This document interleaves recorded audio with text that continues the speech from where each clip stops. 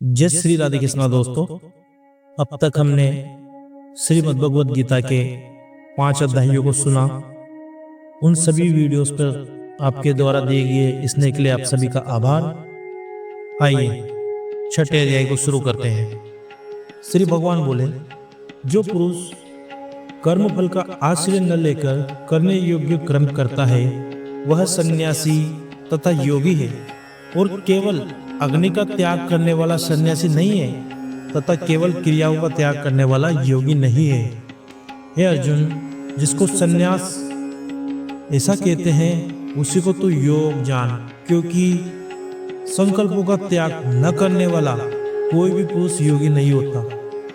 योग में आरूढ़ होने की इच्छा वाले मननशील पुरुष के लिए योग की प्राप्ति में निष्काम भाव से कर्म करना हेतु कहा जाता है, और योगारूढ़ हो जाने पर उस योगारूढ़ पुरुष का जो सर्व संकल्पों का अभाव है वही कल्याण में हेतु कहा जाता है। जिस काल में न तो इंद्रियों के भोगों में और न कर्मों में ही आसक्त होता है, उस काल में सर्व संकल्पों का त्यागी पुरुष योगारूढ़ कहा जाता है। अपने द्वारा संसार समुद्र से उद्धार करे और अपने को अधोगति में न डाले, क्योंकि यह मनुष्य आप ही तो अपना मित्र है और आप ही अपना शत्रु है। जिस जीवात्मा द्वारा मन और इंद्रियों सहित शरीर जीता हुआ है उस जीवात्मा को तो वह आप ही मित्र है, और जिसके द्वारा मन तथा इंद्रियों सहित शरीर नहीं जीता गया उसके लिए वह आप ही शत्रु के सदृष्ट शत्रुता में बरतता है। जिसका अंतःकरण ज्ञान विज्ञान से तृप्त है, जिसकी स्थिति विकार रहित है, जिसकी इंद्रियां भली भांति जीती हुई है, और जिसके लिए मिट्टी पत्थर स्वर्ण समान है, वह योगी युक्त अर्थात भगवत प्राप्त है, ऐसे कहा जाता है। सुहृद मित्र वेरी उदासीन मध्यस्य देश्य और बंधु गुणों में धर्मात्माओं में और पापियों में भी समान भाव रखने वाला अत्यंत श्रेष्ठ है। मन और इंद्रियों सहित शरीर को वश में रखने वाला आशा रहित और संग रहित योगी अकेला ही एकांत स्थान में स्थित होकर आत्मा को निरंतर परमात्मा में लगावे। शुद्ध भूमि में जिसके ऊपर क्रमशः कृषा मृगशाला और वस्त्र बिछे हैं, जो न बहुत ऊंचा है और न बहुत नीचा है, ऐसे अपने आसन को स्थिर स्थापन करके उस आसन पर बैठकर चित्त और इंद्रियों की क्रियाओं को वश में रखते हुए मन को एकाग्र करके अंतःकरण की शुद्धि के लिए योग का अभ्यास करे। काया सिर गले को समान एवं अचल धारण करके और स्थिर होकर अपनी नासिका के अग्रभाग पर दृष्टि जमाकर अन्य दिशाओं को न देखता हुआ शांत अंतःकरण वाला सावधान योगी मन को रोककर मुझ में चिंता वाला और मेरे प्राण होकर स्थित होवे।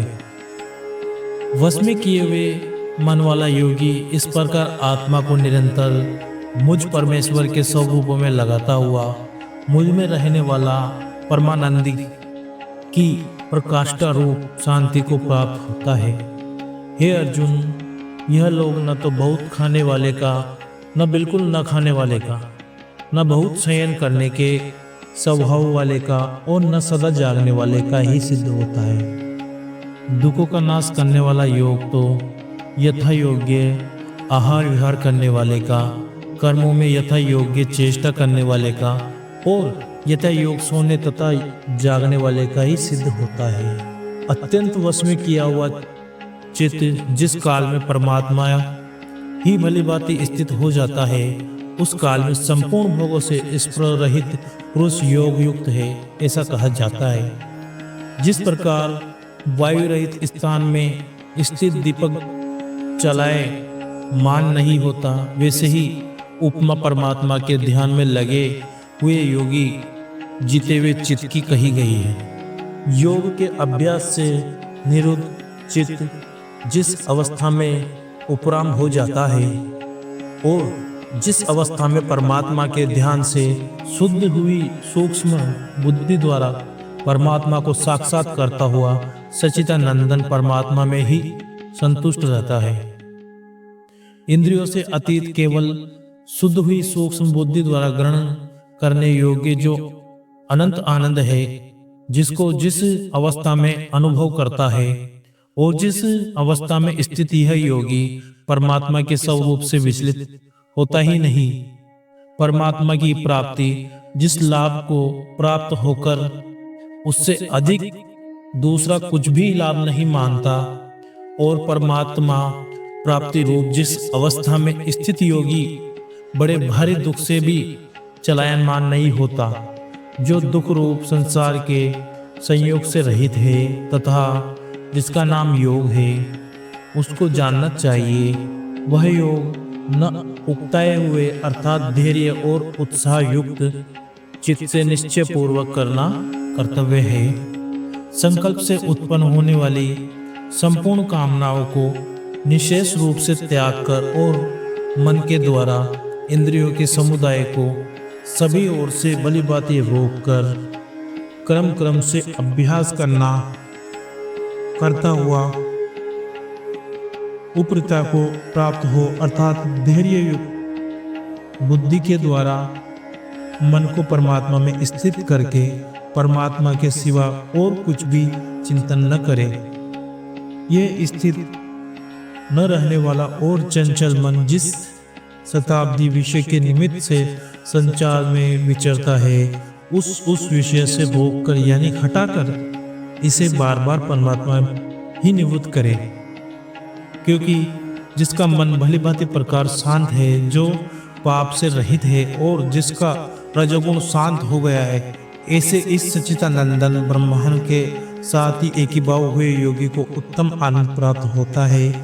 वह पाप रहित योगी इस प्रकार निरंतर आत्मा को परमात्मा में लगाता हुआ सुखपूर्वक पर ब्रह्मा परमात्मा को प्राप्ति रूप अनंत आनंद का अनुभव कराता है।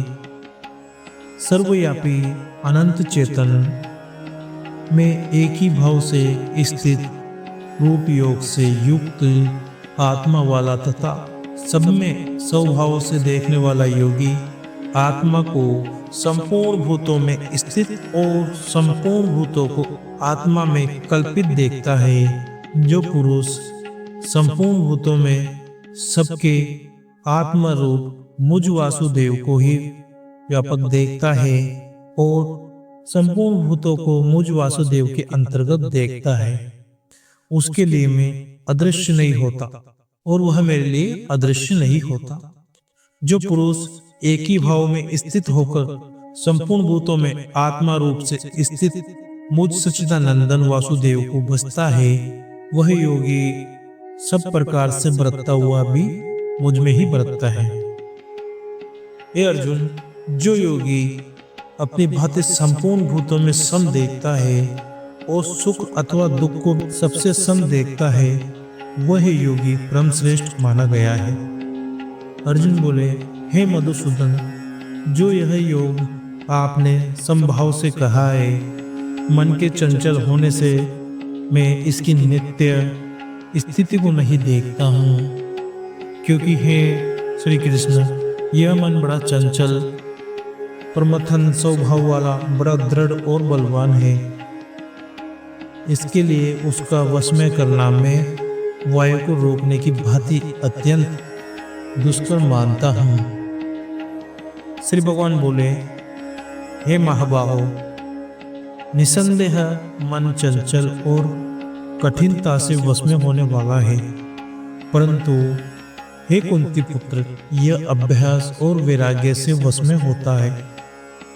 जिसका मन वश में किया हुआ नहीं है, ऐसे पुरुष द्वारा योग दुष्प्राय है, और वश में किए हुए मन वाले प्रयत्नशील पुरुष द्वारा साधन से उसका प्राप्त होना सहज है। यह मेरा मत है। अर्जुन बोले, हे श्री कृष्ण, जो योग में श्रद्धा रखने वाला है किंतु संयमी नहीं है, इस कारण जिसका मन अंतकाल में योग से विचलित हो गया है, ऐसा साधक योग की सिद्धि को अर्थात भगवत साक्षात्कार को न प्राप्त होकर किस गति को प्राप्त होता है? हे महाबाहो, क्या वह भगवत प्राप्ति के मार्ग में मोहित और आश्चर्य रहित पुरुष छिन्न भिन्न बादल की भांति दोनों ओर से भ्रष्ट होकर नष्ट तो नहीं हो जाता? हे श्री कृष्ण, मेरे इस संयस को संपूर्ण रूप से छेदन करने के लिए आप ही योग्य है, क्योंकि आपके दूसरा इस संयस का छेदन करने वाला मिलना संभव नहीं है। श्री भगवान बोले, हे पार्थ, उस पुरुष का न तो इस लोक में नाश होता है और न परलोक में ही, क्योंकि प्यारे आत्मा द्वार के लिए अर्थात भगवत प्राप्ति के लिए कर्म करने वाला कोई भी मनुष्य दुर्गति को प्राप्त नहीं होता। योग भ्रष्ट पुरुष पुण्यवान के लोकों को अर्थात स्वर्ग आदि उत्तम लोकों को प्राप्त होकर उनमें बहुत वर्षों तक निवास करके फिर शुद्ध आचरण वाले श्रीमान पुरुष के घर में जन्म लेता है, अथवा वैराग्यवान पुरुष उन लोकों में न जाकर ज्ञानवान योगियों के ही कुंड में जन्म लेता है। परंतु इस प्रकार जो यह जन्म है, जो संसार में निसंदेह अत्यंत दुर्लभ है, वहाँ उस पहले शरीर में संग्रह किए हुए बुद्धि संयोग को अर्थात समबुद्धि रूप योग के संस्कारों को अनायास ही प्राप्त हो जाता है और कुरंदन उसके प्रभाव से वह फिर परमात्मा की प्राप्ति रूप सिद्धि के लिए पहले से ही बढ़कर प्रयत्न करता है। वह श्रीमानों के घर में जन्म लेने वाला योग भ्रष्ट पराधीन हुआ भी उस पहले के अभ्यास से निसंदेह भगवान की ओर आकर्षित किया जाता है तथा समबुद्धि रूप योग का जिज्ञासु भी वेद में कहे हुए सकाम कर्मों के फलों को उल्लंघन कर जाता है। परंतु प्रयत्न पूर्वक अभ्यास करने वाला योगी पिछले अनेक जन्मों के संस्कार बल से इसी जन्म में ससिद्ध होकर संपूर्ण पापों से रहित हो फिर तत्काल ही परम गति को प्राप्त हो जाता है। योगी तपस्वियों से श्रेष्ठ है, शास्त्र ज्ञानियों से भी श्रेष्ठ माना गया है और सकाम करने वालों से भी योगी श्रेष्ठ है। इससे है अर्जुन, तू योगी हो। संपूर्ण योगी में भी जो श्रद्धावान योगी मुझ में लगे हुए अंतरात्मा से मुझको निरंतर बसता है, वह योगी मुझे परम श्रेष्ठ मान्य है। और यहाँ छठे अध्याय समापन होता है। जय श्री राधे कृष्णा। दोस्तों, सभी वीडियो पे आपके द्वारा दिए गए स्नेह के लिए आप सभी का आभार। वीडियो को लाइक करें, प्यारा सा कमेंट करें और अपने मिलने वालों को ये वीडियो भी शेयर करें ताकि उनको भी श्रीमद् भगवद गीता का लाभ प्राप्त हो सके। और अगर चैनल सब्सक्राइब नहीं किया है तो चैनल भी सब्सक्राइब करें और ऑल पर क्लिक करें ताकि आने वाले सभी वीडियो की नोटिफिकेशन आपको प्राप्त हो सके। जय श्री राधे कृष्णा।